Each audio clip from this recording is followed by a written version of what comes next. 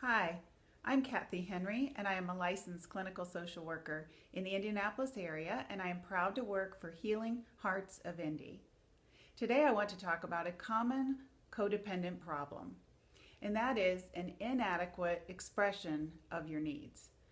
Now, we may often believe that we have expressed ourselves clearly and loudly and frequently, but in reality, if your needs aren't getting met, I really want to encourage you to listen up and see if maybe this is what's happening in your life and keeping you from getting your needs met. I was reminded recently of this problem, and what happens is when you don't voice your needs very clearly and specifically to the people around you, but you have an expectation that they are going to meet your needs or that you've communicated your needs well enough, then you become upset because no one is listening and nobody's meeting your needs. For the person that's in the relationship with you who is trying to meet your needs, they feel like they may feel like they're playing pin the tail on the donkey in a room where they're blindfolded and it's dark and they have no idea even what wall the donkey is on that they're supposed to pin the tail on. It just makes it very, very frustrating for the other person and leaves them, in fact, if you're not expressing your needs well and they're trying to please you, it leaves them to do all of the work. Number one, they have to mind read. They have to try to figure out what it is that you need. And a lot of times, as codependents, we don't even know what it is that we need. And so all we know is that the other person isn't meeting them and we're angry. So it requires mind reading of the other person. Like I said, it's hard because even you don't know what it is that you need. And secondly, then on top of that, they're trying to meet your needs. So it feels like they're having to do all of the work. So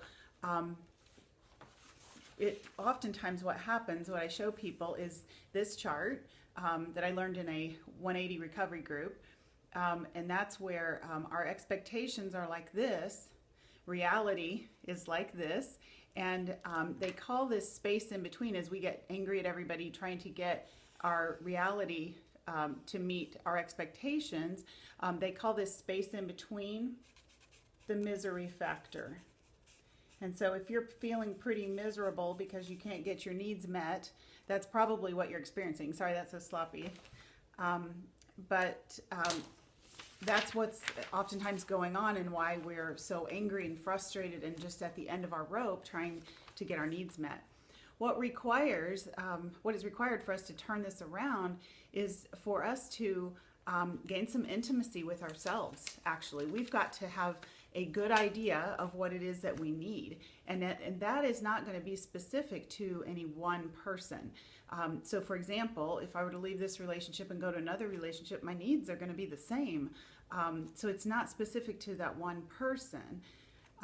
It's very frustrating for the people on the other end of it because they think that they should be able to meet your needs, and they're trying, and they keep taking stabs trying to hit the mark, but it feels like it's a moving target when you haven't communicated your needs well, or when you're not even in touch with your needs.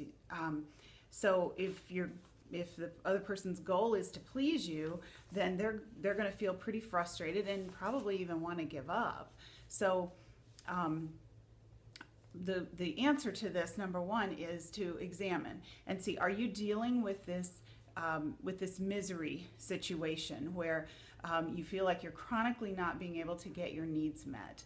And if your partner is saying, gosh, I'm so frustrated, I feel like I'm trying to meet your needs, but I can't hit the mark, then really what this is going to require of you is to get a better idea of what it is that you need. Number one is you've got to have intimacy with yourself. You have to be able to identify what specifically is it that I need. For example, I don't need you to, but what I need is I need to feel appreciated. Some of that's going to have to come from inside of you. Some of it's going to have to come from you communicating to your partner what it is you need and letting them give that to you.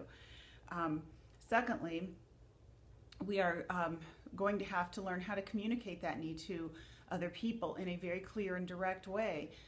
This is what I want. This is what I need. And then let the other people give it to us or not give it to us. But so many of us have such a hard time doing that. And we need to examine what's going on that makes it so hard for me to be able to ask for what it is that I need. Do I feel guilty? Do I feel shame? Do I feel like I don't deserve it? Do I feel like I'm putting the other person out, or they're going to leave me if I ask for something? Or, you've got to examine all of that. And thirdly, we've got to be able to let the other person give it to us. And many times we are so frustrated because we want our needs to be met, but when somebody tries to meet our needs, we sort of thwart that effort because whatever issues underneath it, whether we feel like we don't deserve it or whatever, and ultimately we're just not getting our needs met. So this is a very common codependent problem. We work with codependency a great deal at our practice here at Healing Hearts, and we'll be happy to help you kind of peel back the layers and try to understand yourself better. Or if you're if you have a relationship with a codependent and you want some help in how to deal with this, we can help you with that too. So thank you so much for listening today. I hope this has been helpful.